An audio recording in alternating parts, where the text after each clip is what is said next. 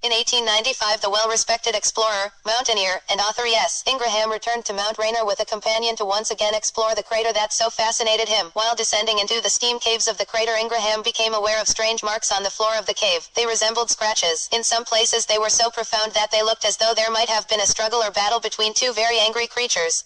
His curiosity roused, he looked about in search of other markings in other places. Ingraham noticed that close by, in the earth below him, were depressions which he thought could have come from the pawing of some flat-footed creature.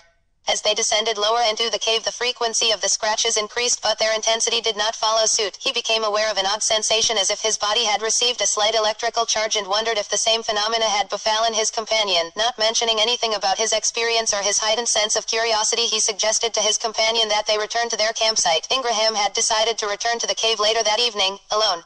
Later that evening, Edward Ingraham arose and quietly slipped out to venture once more into the crater. His heart pounding with the anticipation of what lay ahead negated his feelings of foreboding as he made his way to the mouth of the crater and began his descent. The cold night air was soon replaced by the warmth of the steam cave, which reinvigorated his sleepy body and made his tired senses more alert. Edward pushed forward. As he stepped deeper into the darkness, he noticed a faint glow that lighted his way. It seemed to beckon him into whatever fate awaited him. He felt as if he was being guided by the influence of a force that distinctly enhanced his knowledge of this unfamiliar environment, so much so that he felt confident his footsteps would not betray him. As he moved forward, he reached a fork where two avenues of passage lay open before him. At this point, a noise sounding like stones rolling down one of the passageways caused his senses to jump. Quickly stepping into a recess in the wall of the cave, he hid, waiting to see what would happen next.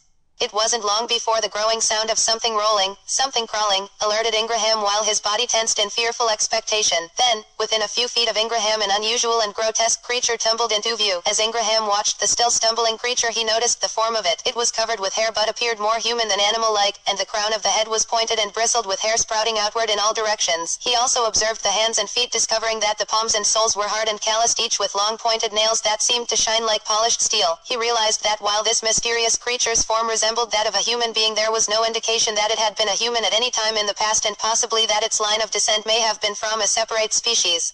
As the creature began to regain its temperament after its rather singular appearance, it began vigorously rubbing its hands together, causing by degree an uncanny glow to gradually engulf its entire body, while the most potent centers of which appeared to be the tips of the pointed nails, the eyes, and the crown of the head. It then raised itself and, as if dancing to some imagined melody, began rapidly rubbing both feet upon the cave floor. This action seemed to rejuvenate the creature, having the effect of increasing the radiance of the glow that surrounded the creature's body, while also producing a more pronounced potency at the centers of illumination.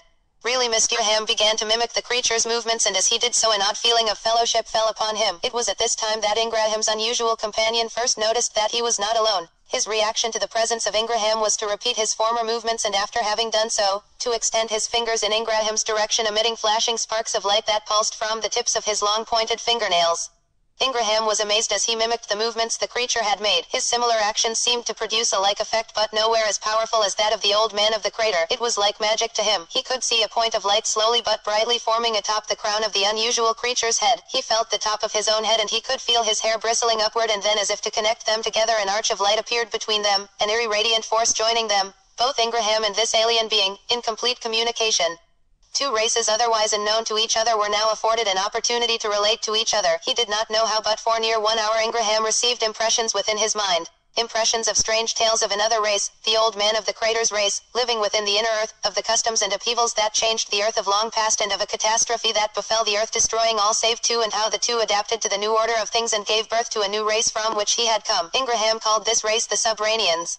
I did not understand how the creature sensed my doubt and disbelief, but I felt a strong impression, rather a command, to follow him deep into the inner earth. When he turned to descend into the darkness, I gathered my thoughts and with all my power broke free from the spell, and without looking back quickly made my way upward to the surface and the safety of my campsite.